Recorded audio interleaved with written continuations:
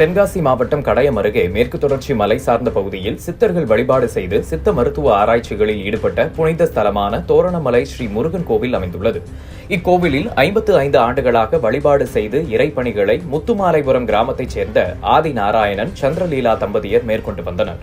இந்த நிலையில் ஆதி நாராயணனின் வாரிசான செண்பகராமன் தற்போது தந்தை செய்து வந்த இறைப்பணியை தோரணமலை ஸ்ரீ முருகன் கோவிலின் பரம்பரை அறங்காவலராக இருந்து ஆன்மீகம் மற்றும் கல்வி பணியை ஒரு சேவையாக செய்து வருகிறார். தனது தாய் தந்தையர் வாழ்ந்த முத்துமாலைபுரம் கிராமத்தில் அவர்கள் வசித்து வந்த வீட்டில் அரசு பள்ளிகளில் 1 முதல் 12ஆம் வகுப்பு வரை படித்து வரும் ஏழை எளிய மாணவ மாணவிகள் பயன்பெறும் வகையில் இலவசமாக மாலை நேர கல்வி வழங்கும் வகையில் கடந்த 2023ஆம் ஆண்டு ஆதி நாராயணன் சந்திரலீலா ஆகியோர் நினைவாக இலவச மாலை நேர வகுப்புகளை தொடங்கினார். அப்போது 40 மாணவ மாணவிகள் படித்து வந்த நிலையில் தற்போது சுமார் 100க்கும் மேற்பட்ட மாணவ மாணவிகள் மாலை நேரத்தில் வந்து படித்து பயன்பெறுகின்றனர்.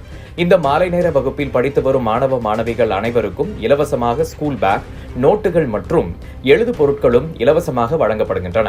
தரை தளத்தில் உட்கார போதிய இடவசதி இல்லாததால் வீட்டின் முதல் தளத்தில் தனிநபர் கடன் வாங்கி மேல் தளத்தில் செட் அமைத்து மாணவ மாணவிகள் படிக்க ஏற்பாடு செய்து வருவதுடன் கணினி, அகன்ற திரை மூலம் கல்வி கற்றுக் கொடுக்கப்பட்டு வருவது இந்த மாலை நேர வகுப்பின் சிறப்பம்சமாகும்.